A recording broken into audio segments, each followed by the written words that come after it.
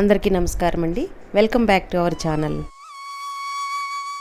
ఈరోజు మన వీడియోలో మనకి ఇంకా కొన్ని రోజుల్లో శ్రావణ శుక్రవారాలు, వరలక్ష్మి వ్రతం, అలాగే వినాయక చవితి, తర్వాత నవరాత్రులు, ఇలా పండుగలు చాలా వస్తూనే ఉంటాయి కదండి, ఒకదాని తర్వాత ఒకటి. దానికి సంబంధించి మనం రకరకాల ప్రసాదాలు ఎవరి శక్తిని బట్టి, ఓపికని బట్టి చేస్తూ ఉంటాం కదా. 3 అని, 5 అని, 9 అని, 11 అని చేస్తుంటాం కదా.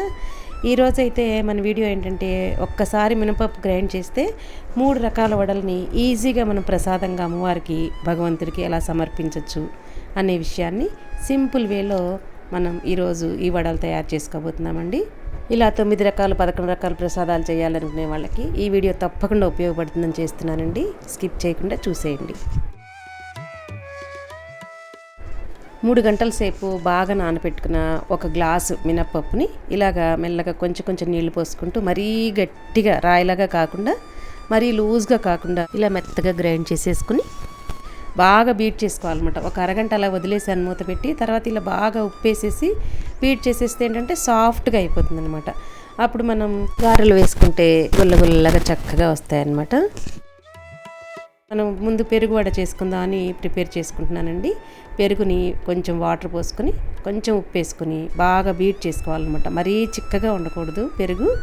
ఇప్పుడు ఇలాగా పెరుగు రెడీ పెట్టుకున్న తర్వాత కొంచెం ఆయిల్ వేసుకొని, కొంచెం ఆవాలు, జీలకర్ర, ఒక ఎండుమిర్చి, కొంచెం ఇంగువ వేసేసి, సన్నగా తరిగిన పచ్చిమిర్చి ముక్కలు, అల్లం తరుగు, కరివేపాకు అన్నీ కూడా వేసేసి, ఈ పోపుని మనం ముందుగా బీట్ చేసి పెట్టుకున్నాం కదా, ఆ పెరుగులోకి కొంచెం చల్లారనిచ్చి, మరీ వేడిగా వెంటనే కలిపేయకుండా కొంచెం సేపు అలా చల్లారనిచ్చి ఈ పెరుగులో వేసేసుకోవాలన్నమాట. పెరుగులో వేసేసుకొని కొంచెం కొత్తిమీర కూడా వేసేసుకొని, ఇలా మరీ పలుచగా లేదు, అలానే మరీ చిక్కగా లేదు. మరీ చిక్కగా ఉంటే బాగుండదండి. ఇలాగ పలుచగా ఉంటేనే పెరుగు బాగా పీల్చుకుంటుంది. ఇప్పుడు మనం పెరుగు వడకి రెడీ చేసి పెట్టుకున్నాము. అలాగే పాకం గారెలకు కూడా మనం పాకం రెడీ చేసుకుందాము.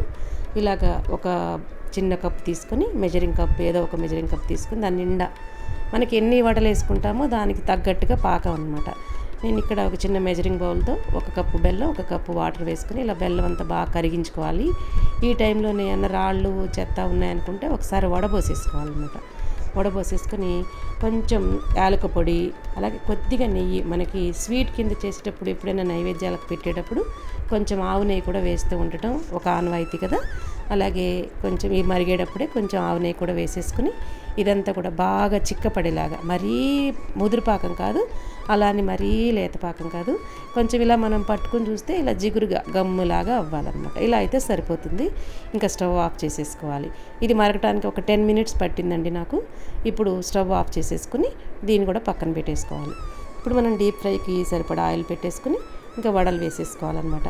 ఒక్కసారి మనం గనక, అంటే మనం ఆ రోజు చాలా పూజలన్నీ అంతా మనం బిజీగా ఉంటాం కాబట్టి ఇలాంటి టెక్నిక్స్ తెలిస్తే ఈజీగా చేసుకోవచ్చండి. చాలామంది సీనియర్స్కి అందరికీ తెలుస్తుంది, కానీ ఈ మధ్యనే కొత్తగా పూజలు మొదలు పెట్టేవాళ్ళు, చిన్నపిల్లలు, అలా కొంచెం ఐడియాస్ రావు. అలాంటప్పుడు ఏంటంటే 9 రకాలు కంపల్సరీ చేయాలనుకున్నప్పుడు ఇలాగా ఇప్పుడు వడలు వేసేసుకోవాలన్నమాట. కొంతమంది ఏమో పెద్దవాళ్ళు చిల్లు పెట్టకుండా వేయాలి దేవుడికి చేసేటప్పుడు అంటున్నారు. అలాగే కొంతమంది ఏమో చిల్లు పెట్టకుండా లోపల ఎలా కాలుతుంది అంటారు. ఇలాంటి వివాదాలు వస్తూ ఉన్నాయండి ఎప్పటి నుంచో. ఇంకా గారె అంటే చిల్లు పెట్టి చేయటమే అలవాటు కాబట్టి నేను కొన్ని ఇలా పెరుగు వడకిను, పాకం వడలకి ఇలా చేస్తున్నాను. మామూలుగా అమ్మవారికి చేసి మామూలుగా గారెలు కూడా చేస్తాం కదా, ఆ 3వ రకం గారెలకేమో నేను చిల్లు పెట్టకుండా చేశాను అనమాట. ఈ వివాదాలన్నీ ఎందుకు, ఇంకా ఎవరి అభిప్రాయాలు వాళ్ళకు ఉంటాయి కాబట్టి అందరినీ మనం సాటిస్ఫై చేయలేం కదండి.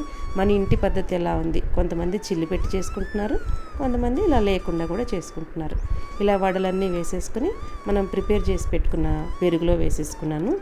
ఫస్ట్ ప్రసాదంగా, మొదటి ప్రసాదంగా పెరుగు వడలకి ఇలా గారెలను చక్కగా లో ఫ్లేమ్తో, లో టు మీడియం, మరీ లో అంటే నూనె పీల్చేస్తాయి, అందుకని చెప్పేసి కొంచెం మీడియం ఫ్లేమ్లో పెట్టేసి ఇలా గారెలన్నీ కూడా, కొన్నే మనకి జస్ట్ శాంపిల్కి చూపించడం కాబట్టి కొన్నే చేస్తున్నానండి. ఆ రోజు మనం ఇంకా ఎక్కువ క్వాంటిటీ చేసుకుంటాం కాబట్టి కొంచెం పెరుగు అది కూడా ఎక్కువ తీసుకోవాలి.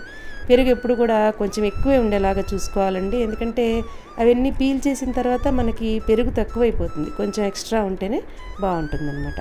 ఇప్పుడు ఈ పెరుగు వడలన్నీ పక్కకి, మనం ఫస్ట్ వాయి వేసుకున్నవన్నీ పక్కకి పెట్టేసి ఇలాగా మళ్ళీ రెండో వాయి వేసుకున్నవన్నీ దీనిలో డిప్ చేసేసుకోవాలి.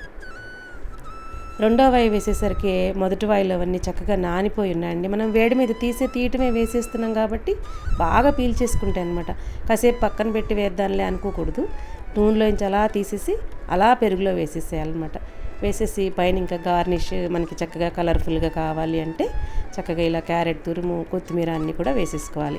భగవంతుడికి నివేదించేది కూడా మనం ఎలా అయితే యథావిధిగా అన్నీ వేసుకొని కంటికి ఇంపుగా ఉండేలాగా చూసుకుంటూ తింటాం కదా, అలాగే భగవంతుడికి పెట్టేవి కూడా ఇలాగే చక్కగా నిండుగా పెట్టాలని చెప్పేసి మా అమ్మ వాళ్ళు, అత్తయ్య గారు వాళ్ళు ఇలా చేసేవాళ్ళు అనమాట.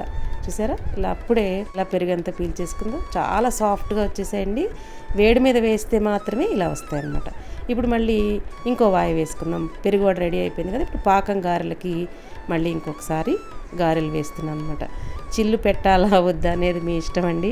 మళ్ళీ కామెంట్స్లో అడగండి చిల్లులు పెట్టావేంటి, పెట్టలేదేంటి అని. అది ఇంటి ఆనవాయితీని బట్టి ఉంటుందన్నమాట.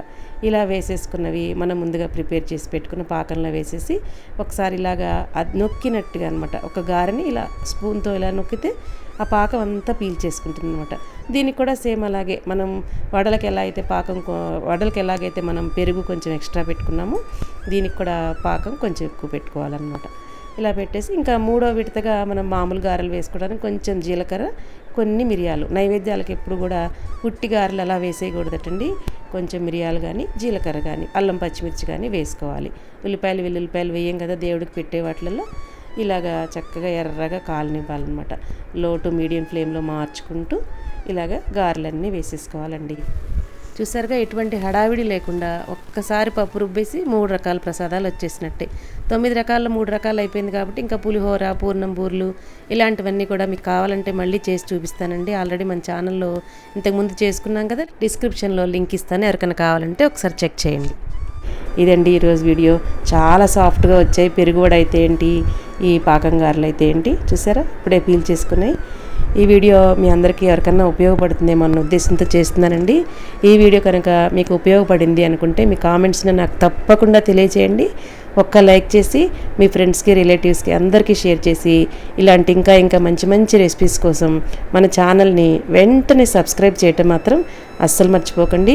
అలాగే మన ఛానల్లో చాలా రకాల ప్రసాదాలు, అలాగే పూజల వీడియోస్ చాలా రకాలు ఉన్నాయండి. కంటెంట్స్ అన్నీ కూడా ఒకసారి కొత్తగా ఇప్పుడే ఫస్ట్ టైం చూస్తున్న వాళ్ళు ఎవరైనా ఉంటే కనుక ఒకసారి మన ఛానల్ని విజిట్ చేసి వీడియోస్ అన్నీ మీకు తీరుకున్నప్పుడు, ఖాళీగా ఉన్నప్పుడే చూసి నా వీడియోస్ కనుక మీకు నచ్చినట్లయితే వెంటనే సబ్స్క్రైబ్ చేయటం మాత్రం అస్సలు మర్చిపోకండి.